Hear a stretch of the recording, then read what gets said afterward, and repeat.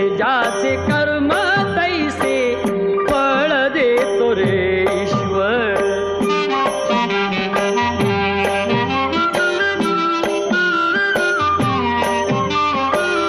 मनाखंत वाटून ज्याचे शुद्ध होई